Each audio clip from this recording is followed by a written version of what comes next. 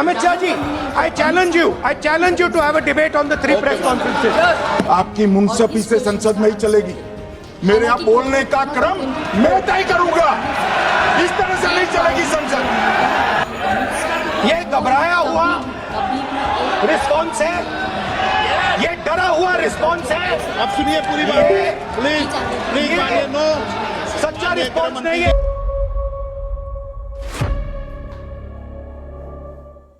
लोकसभा में अमित शाह और राहुल गांधी एक दूसरे से भिड़ गए।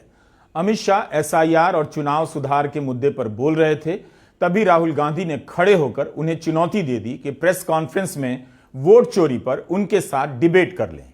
लगा कि अमित शाह भी इस चैलेंज को स्वीकार कर लेंगे और देश अमित शाह और राहुल गांधी के बीच वोट चोरी के मुद्दे को लेकर डिबेट देखेगा। मगर अमित शाह ने ऐसा किया नहीं। अमित शाह ने अपने सियासी अनुभवों का अच्छा इस्तेमाल किया। 30 साल के अनुभवों का लाभ उठाते हुए कह दिया, अपने भाषण का क्रम वही तय करेंगे, कोई और तय नहीं कर सकता। उनकी बात यह सही थी, लेकिन राहुल गांधी ने यह नहीं कहा कि लोकसभा में उनके हिसाब से भाषण का क्रम अमित शाह तय करें। राहुल गांधी ने कहा कि वोट चोरी के मसले पर अलग से प्रेस कॉन्फ्रेंस में उनके साथ डिबेट कर लीजिए। लेकिन अमित शाह ने दूसरा ही मोड़ दे दिया, जो गलत भी नहीं था, मगर राहुल गांधी के चैलेंज का जवाब नहीं था। राहुल का सवाल यही था, वोट चोरी के मसले पर आप प्रेस कॉन्फ्रेंस में डिबेट कर लीजिए। अमित शाह ने यह चुनौती स्वीकार नहीं की। हमारी सरकारें बार बार चुनकर आती हैं, चाहे राज्य में है या केंद्र में, परंतु ऐसा नहीं है कि हम 2014 के बाद एक भी चुनाव नहीं हारे। छत्तीसगढ़ में 18 में हारे, राजस्थान में 18 में हारे, मध्य प्रदेश में 18 में हारे, कर्नाटक में भी 14 के बाद हारे, तेलंगाना में हम जीत नहीं पाए, चेन्नई में हम जीत नहीं पाए, बंगाल में भी हम हारे। भाई तो तब तो ये मतदाता सूची बहुत अच्छी होती है, तब से नए कपड़े पहनकर आप शपथ ले लेते हो।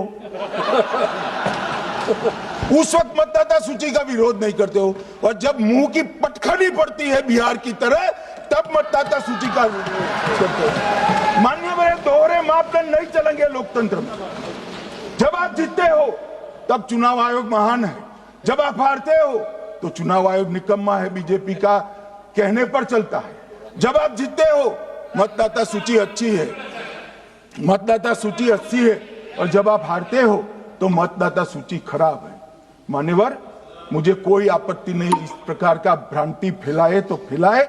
मेरा दायित्व है कि इस देश की जनता को एक ड्यूअल स्टैंडर्ड की जानकारी देना, जो मैं आज इस सदन में खड़े होकर दे रहा हूं। मान्यवर, आगे पर भी मैं इस विषय को कहूंगा, और ढेर सारे आरोपों के मेरे पास जवाब है। जो 3 प्रेस कॉन्फ्रेंस में, एक सादा प्रेस कॉन्फ्रेंस, एक एटम बम वाला प्रेस कॉन्फ्रेंस, एक परमाणु बम वाला, ये तीनों में क्या हुआ, इसके सारे जवाब मेरे पास है। मान्यवर, अब ये कहते हैं कि 2-2 जगह है, 2-2 जगह मतदाता है। मान्यवर, किन किन लोगों के 2-2 जगह मतदाता, मैं इसमें जिनके नाम 2 जगह रजिस्टर्ड है उसका दोष नहीं निकालता मैं, क्योंकि एक जगह से कोई व्यक्ति दूसरी जगह गई तो 2010 के बाद इसको डिलीट करने का अधिकार आरओ के पास से ले लिया गया। इसके कारण ये विसंगतियां खड़ी हुई है। किसके हैं? श्री प्रशांत किशोर जी के 2 जगह मतदाता है, पवन खेरा जी का भी है, तेजस्वी यादव का स्वयं का है, टी सिद्दीकी एनआईसी केरल के नेता का है, मान्यवर संजय सिंह आप पार्टी के नेता के हैं, एक किशोरी पेडनेकर यूबीटी शिवसेना के हैं, इनका भी है। मान्यवर, सामान्य गलतियां हैं, क्योंकि एक नियम आ गया, जिसका जब वोट काटने का जिसका अधिकार है उसको रोक लिया गया, तो आरओ वोट काट नहीं सकता था, इसलिए 2 जगह रह गए। अब वो ही एक गहन पुनर्निरीक्षण से सुधरना है, मगर आप गहन पुनर्निरीक्षण को वोट चोरी कह रहे हो।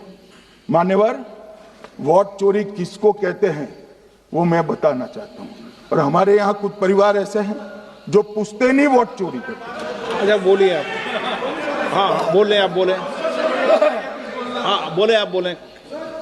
स्पीकर सर, मेरा कल एक सवाल था, जो हिंदुस्तान के इतिहास में पहली बार डिसीजन लिया गया कि इलेक्शन कमिश्नर्स को फुल नहीं फुल इम्यूनिटी दी जाएगी। ठीक है, ये है ना, इसका जवाब भी दें। इसका पीठ में खत्म नहीं किया सर। इसके पीछे जो थिंकिंग थी वो हमें सबसे पहले बताएं। ठीक है। दूसरी बात, नहीं हरियाणा की जहां इन्होंने बात की, इन्होंने एक उदाहरण लिया, वहां पर अनेक उदाहरण हैं। वो भी आपने दिया था ना, 19 वो भी आपने दिया था, इसलिए दिया वो भी। 19 लाख वहां पे फेक लोग, वो उदाहरण आपने दिया था, इसलिए उसका जवाब दिया। और ये भी हमें बता दीजिए, actually let us have a debate on my press conference. Let us go, let us have very good idea, let us have a debate on my press conference. Amit Shah ji, I challenge you to have a debate on the 3 press conferences. Please please please, ठीक है, बैठ जाइए। माननीय, please माननीय, आपने बात की थी, प्लीज।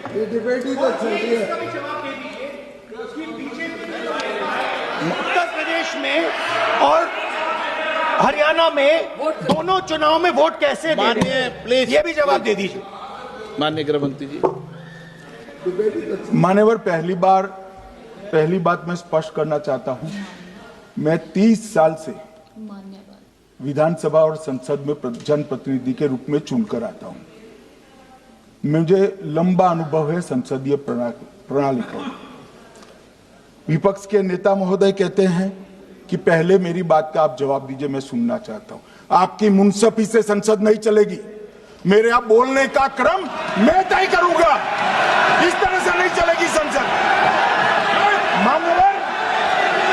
मान्यवर, उनको धैर्य रखना चाहिए, मेरा जवाब सुनने का। इनकी एक एक बात का जवाब मैं दूंगा, मगर मेरे भाषण का क्रम वो तय नहीं कर सकते, मैं करूंगा, क्योंकि मैं बोल रहा हूं। मान्यवर,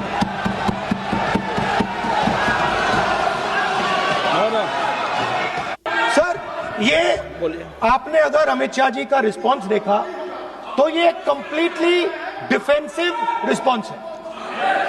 ये घबराया हुआ रिस्पांस है, ये डरा हुआ रिस्पांस है। अब सुनिए पूरी बात, प्लीज माननीय, नो, सच्चा रिस्पांस नहीं है। माननीय गृह मंत्री जी, कायदे से जवाब मुख्य चुनाव आयुक्त ज्ञानेश कुमार को देना चाहिए।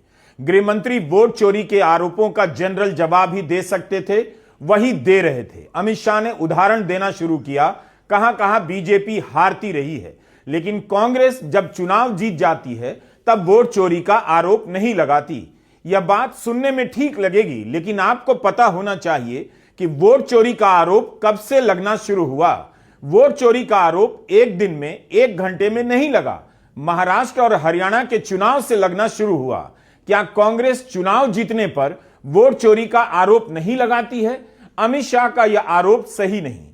राहुल गांधी ने जब प्रेस कॉन्फ्रेंस की तो उसमें कर्नाटक की अलंग का उदाहरण दिया। उस सीट पर कांग्रेस चुनाव जीती थी और उस राज्य में कांग्रेस की सरकार बनी थी। महादेवपुरा की सीट पर वोटर लिस्ट में धांधली का राहुल गांधी ने कई सबूतों के साथ और जिम्मेदारी के साथ उदाहरण दिया। उस प्रेस कॉन्फ्रेंस में राहुल ने इतने सारे दस्तावेज दिखाए, कहा कि एक विधानसभा का इतना दस्तावेज दिया गया है, इसे इस तरह से रखने पर इसकी ऊंचाई 7 फीट हो जाती है। जाहिर है इसका अध्ययन करना आसान नहीं। चुनाव आयोग ने इलेक्ट्रॉनिक डेटा नहीं दिया, वरना यह काम कुछ घंटों का होता। इसलिए एक विधानसभा की वोट चोरी का पता लगाने में कई हफ्ते लग गए। इसलिए अमित शाह का यह कहना कि चुनाव जीतने पर कांग्रेस वोट चोरी के आरोप नहीं लगाती, सही नहीं है। अमित शाह को पहले के उदाहरण नहीं देने चाहिए कि कब बीजेपी हारी। उन्हें महाराष्ट्र, हरियाणा से बात करनी चाहिए, जब से वोट चोरी को समझा गया है और उसे पकड़ने का दावा किया जा रहा है। राहुल गांधी ने अपनी प्रेस कॉन्फ्रेंस में बार बार कहा है, वोट चोरी का मामला अब जाकर समझ में आ रहा है। एग्जिट पोल्स दिखा रहे थे कि कांग्रेस पार्टी हरियाणा को स्वीप कर रही है। ये देखिए 5 एग्जिट पोल्स हैं। एग्जिट पोल सबसे एक्यूरेट होता है, ओपिनियन पोल से एक्यूरेट एग्जिट पोल होता है। ओपिनियन पोल्स भी कह रहे थे कांग्रेस स्वीप करेगी, एग्जिट पोल्स भी कह रहे थे। हमारा डेटा कह रहा था, हमारी पार्टी कह रही थी, बीजेपी के लोग भी हमें बता रहे थे कि देखिए आप इस बार हरियाणा में सरकार बना रहे हो। दूसरी बात, पहली बार हुआ कि पोस्टल बैलेट्स और स्टेट का जो नतीजा था वो अलग थे। कांग्रेस पोस्टल बैलेट्स को स्वीप करती है, ओपिनियन पोल्स में आगे, एग्जिट पोल्स में आगे, और फिर नतीजा बिल्कुल दूसरा आता है। हम गहराई में गए और मैं आपको बताना चाहता हूं कि हमें सवाल का यह जवाब मिला कि एक ऑपरेशन सरकार चोरी लागू किया गया, एक प्लान जिससे कांग्रेस की जो विक्ट्री थी, लैंडस्लाइड जो विक्ट्री होनी थी, वो लॉस में, हार में बदली जाए। राहुल गांधी ने वोट चोरी की प्रेस कॉन्फ्रेंस में कई बार कहा, कई बार, कि 2-3 विधानसभाओं की ही जांच हो सकी है। अमित शाह को अगर लगता है कि वोट चोरी नहीं हुई है तो उन्होंने क्यों नहीं चुनाव आयोग को चैलेंज किया कि वह इलेक्ट्रॉनिक सबूत विपक्ष को दे, बीजेपी को भी दे, और दोनों जांच करें कि वोट चोरी इस तरह से की गई या नहीं। बात कर्नाटक के महादेवपुरा की हो रही है तो याद दिलाना जरूरी है कि अलंद में पाया गया कि नाम काटने के प्रयास किए गए और इस मामले में एफआईआर हुई, लेकिन 2023 से 2025 आ गया। चुनाव आयोग ने इस मामले को गंभीरता से क्यों नहीं लिया? इसकी जांच अभी तक पूरी क्यों नहीं हुई? सीआईडी के साथ क्यों नहीं सहयोग किया गया? अमित शाह क्यों नहीं चुनाव आयोग को ललकार रहे थे, चुनाव आयोग से जवाब मांग रहे थे? राहुल गांधी की प्रेस कॉन्फ्रेंस के बाद सितंबर में जाकर कर्नाटक के निर्वाचन अधिकारी जवाब देते हैं कि आयोग के कहने पर उन्होंने 2023 में ही कर्नाटक पुलिस को सारा डेटा दे दिया था। तब फिर सीआईडी को, निर्वाचन अधिकारी को 18 पत्र क्यों लिखने पड़े? अमित शाह क्यों नहीं चुनाव आयोग से जवाब मांग रहे थे? इन बातों का सीधा जवाब क्यों नहीं दे रहे थे? ये सारे मामले उस समय आ चुके थे, हमारे पहले के वीडियो में मौजूद हैं। 18 सितंबर की अपनी दूसरी प्रेस कॉन्फ्रेंस में राहुल गांधी ने कहा था, कर्नाटक के निर्वाचन अधिकारी ने खुद दिल्ली में चुनाव आयोग को इसे लेकर पत्र लिखा, मगर चुनाव आयोग की तरफ से कोई जवाब नहीं आया। फरवरी 23 में इन्वेस्टिगेशन शुरू होती है। मार्च 23 में कर्नाटक का सीआईडी चिट्ठी लिखती है ईसीआई को कि हमें सारे डिटेल्स दे दीजिए। अगस्त में इनकंप्लीट डिटेल्स दी जाती है, जिससे कोई इन्वेस्टिगेशन आगे नहीं बढ़ेगा। जिन चीजों की जरूरत थी वो नहीं दी, जिसकी जरूरत नहीं थी वो सारी दे दी। पहला सबूत। दूसरा सबूत, 18 बार रिमाइंडर लेटर गए हैं। आपको अगर सीआईडी एक बार लेटर भेज दे और आप नहीं गए, आप जानते हो क्या होगा।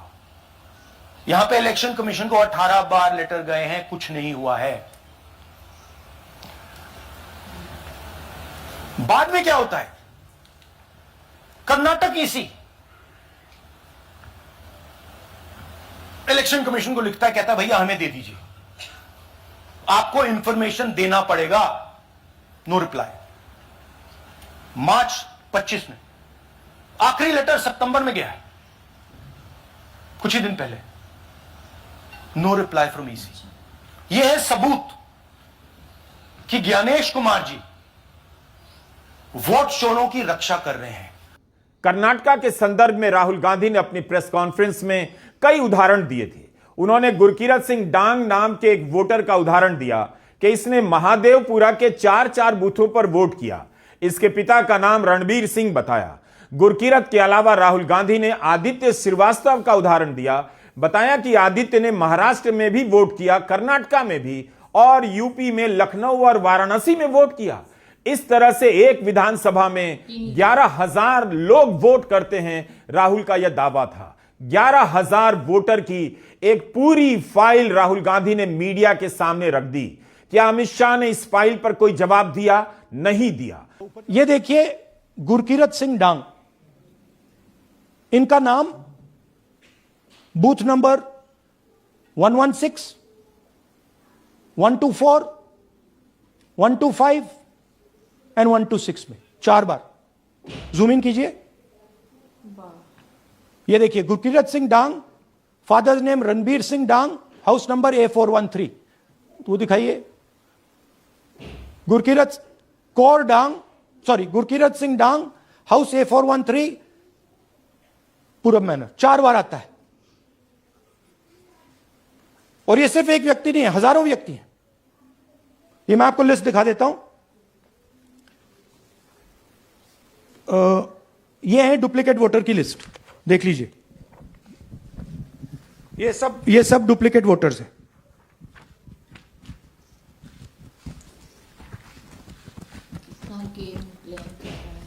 इसके बाद नेक्स्ट, ये देखिए, ये एक और डुप्लीकेट वोटर। नहीं, थोड़ा पीछे ले जाओ, जूम आउट। ये आदित्य श्रीवास्तव जी हैं। ये महाराष्ट्र में वोट कर, इनका नाम महाराष्ट्र में है, कर्नाटक में है, उत्तर प्रदेश लखनऊ में है और कर्नाटक बेंगलोर अर्बन में है। 4 बार आता है। Same photo, same address. दूसरा नाम दिखाइए, ये है विशाल सिंह। ये कर्नाटक में इनका नाम है, 2 बार कर्नाटक में आता है और 1 बार देखिए ये वाराणसी में साहब वोट कर रहे हैं, वोटर लिस्ट में है। थोड़ा जूम आउट कीजिए। और ऐसे हजारों लोग हैं। 11,000 वोट ऐसे चोरी हुआ है। कर्नाटक के महादेवपुरा को लेकर बाद में कई तरह की मीडिया रिपोर्ट आई जिसमें राहुल गांधी के आरोप सही पाए गए। इसका जिक्र हमने अपने कई वीडियो में किया है। महादेवपुरा को लेकर राहुल गांधी ने जो आरोप लगाया, हवा में नहीं लगाया, बाकायदा सबूत दिए कि किस तरह से वोटर लिस्ट में नाम काटे जा रहे हैं, जोड़े जा रहे हैं, किस तरह के फोन नंबर का इस्तेमाल हो रहा है। इसका जवाब छत्तीसगढ़ में बीजेपी हारी, बिहार में कांग्रेस हारी से आप नहीं दे सकते। अमित शाह जो उदाहरण दे रहे थे वो राजनीतिक रूप से भले दिए जा सकते हैं, मगर राहुल गांधी के आरोपों के जवाब नहीं हैं। उत्तर प्रदेश में और हरियाणा में दोनों चुनाव में वोट कैसे दे, ये भी जवाब दे दीजिए। हजारों वोटर हैं जो यूपी में वोट कर रहे हैं और फिर आकर हरियाणा में वोट करते हैं। इसलिए ये पूरा स्टैगर्ड प्रोसेस है कि भैया हरियाणा पे पहले होगा, फिर यूपी में बाद में होगा, फिर गुजरात में यहां होगा। ये पूरा जो स्ट्रक्चर बनाया गया है इसके लिए बनाया गया है कि हमारे लोगों को 2, 3, 4, 5 बार वोट कराया जाए और कांग्रेस पार्टी और विपक्ष के लोगों को वोटर लिस्ट से हटाया जाए।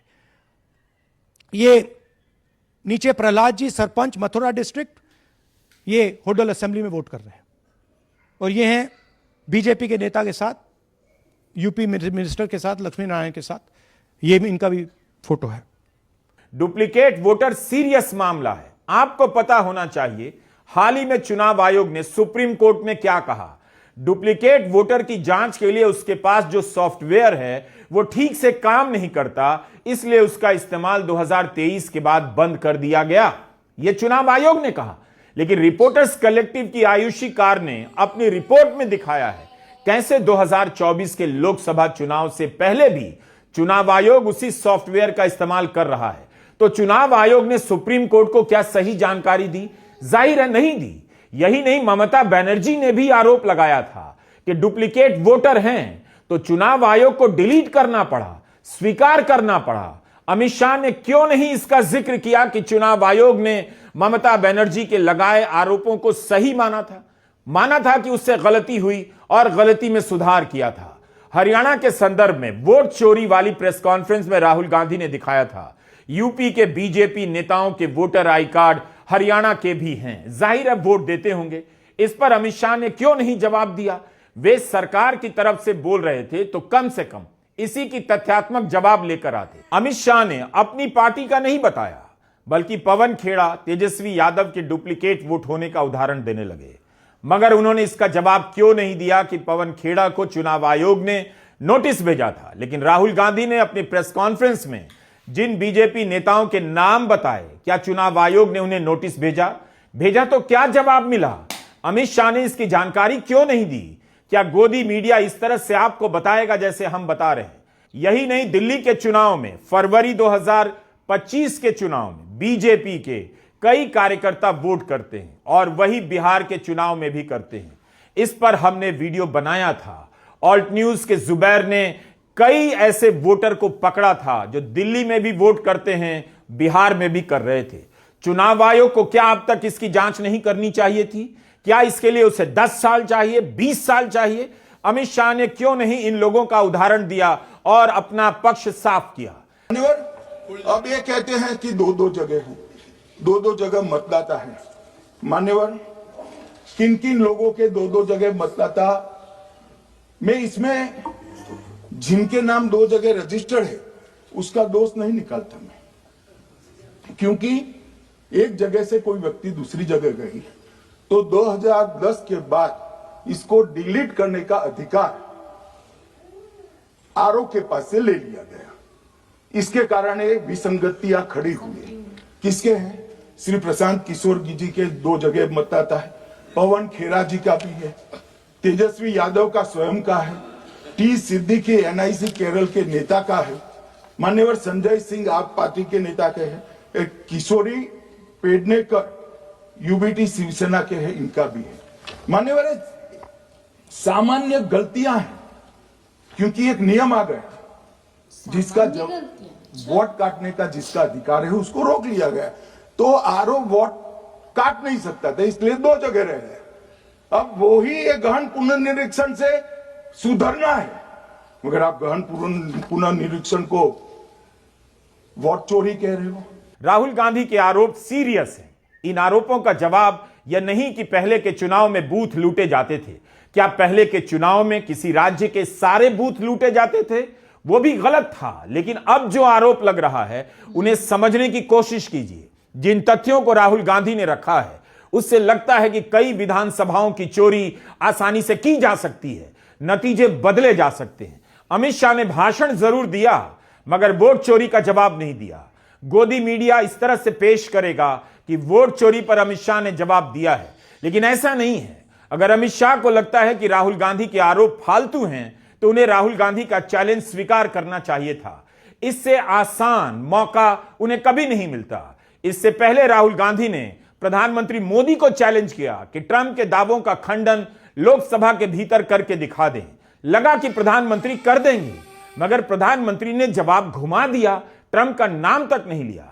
वही काम अमित शाह ने इस बार किया, गुस्सा दिखाया मगर जवाब नहीं दिया।